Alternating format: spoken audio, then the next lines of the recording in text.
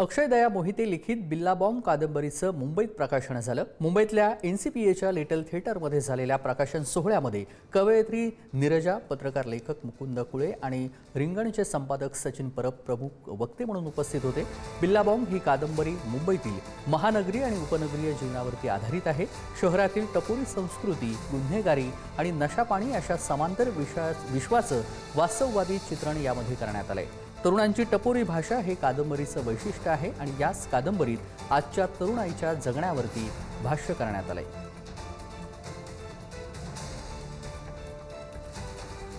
पुस्तक मी आता बघितलं म्हणजे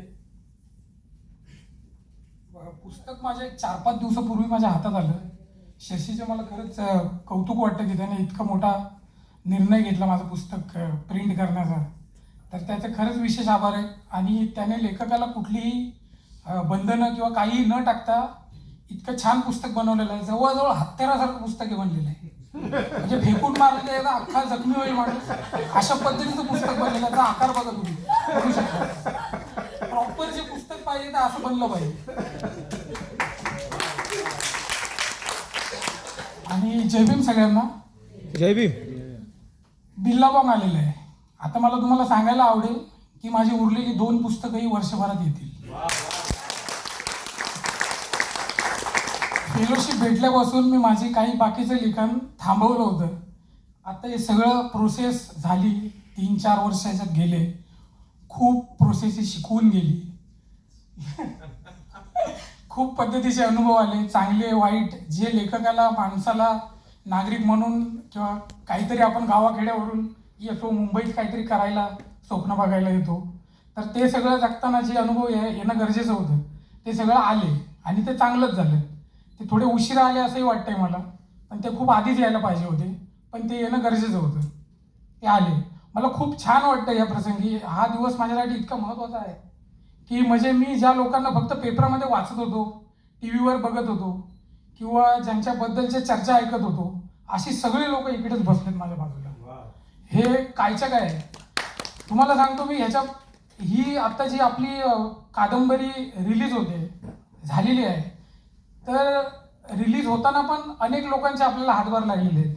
जसं की सेंटरने आपल्याला मला फेलोशिप दिली, ते तर झालंच, पण त्या दरम्यान त्यांनी इतक्या पद्धतीने मदत केलेली आहे, म्हणजे मेंटली ज्याला सपोर्ट म्हणतात तिथपासून तर अगदी सगळ्याच पद्धतीने तू जे काही लिहिण्यासाठी लायब्ररी आहे, त्याच्यासाठी पुस्तकं तुला रेफरन्स हवे असतील तर ते घे तू, इथपासून सगळी प्रोसेस झाली। आणि दत्ता सर ज्या प्रोसेसमध्ये असतात ती प्रोसेस खरोखर एकदम हेल्दी प्रोसेस होते असं माझं आता मत झालेलं आहे। तर ते झालेलं आहे सगळं व्यवस्थित। मग त्याच्यानंतर असा टप्पा आला की आपण आता कादंबरी झालेली आहे, त्याचं प्रकाशन आणि बाकी सगळ्या गोष्टींची प्रोसेस चालू होती। मग प्रकाशन फिक्स झालं आणि मग त्याच दरम्यान मला गिरीश सर भेटले आमचे। गिरीश सर हे माझ्या एकदम चांगल्या वेळेत माझ्यासोबत आले, याचा मला फार आनंद आहे। तर खरंच गिरीश ढोके सर मागे बसले, त्यांच्यासाठी खरंच एकदा प्लीज टाळ्या वाजवा। कारण तुम्हाला सांगतो, माझ्यासारखं किरकोळ माणूस विठ्ठलवाडीच्या कुठल्या तरी नाक्यावर भटकत राहणारा, त्यांनी माझी फक्त एक कथा वाचली, त्यांना ती आवडली।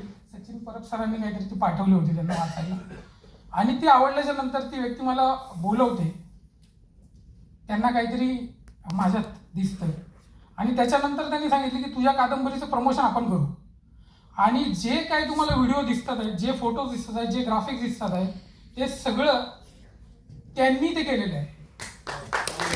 त्यांनी केलंय हे महत्त्वाचं आहे, परंतु दुसराही एक महत्त्वाचा अँगल आहे की जी व्यक्ती दशावतारचं PR करते ती व्यक्ती आपल्या कादंबरीचं PR करते।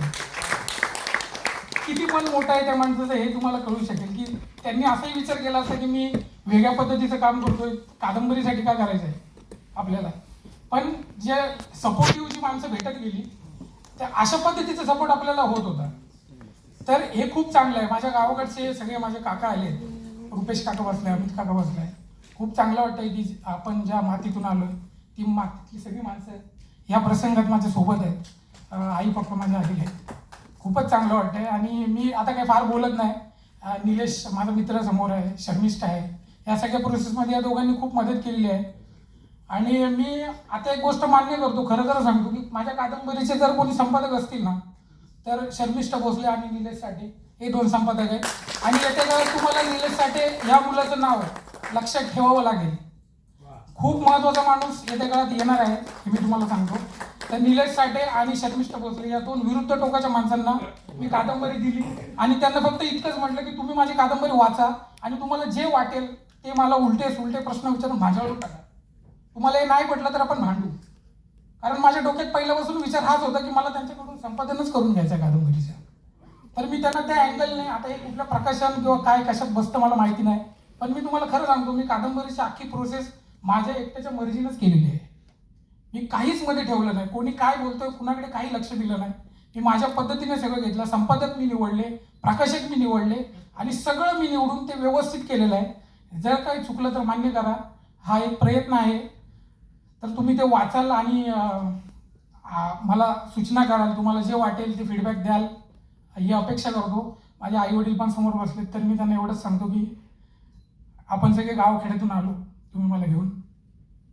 ह्या शहरात आता किमान मला लोक लेखक म्हणून ओळखतील, कादंबरीकार म्हणून ओळखतील.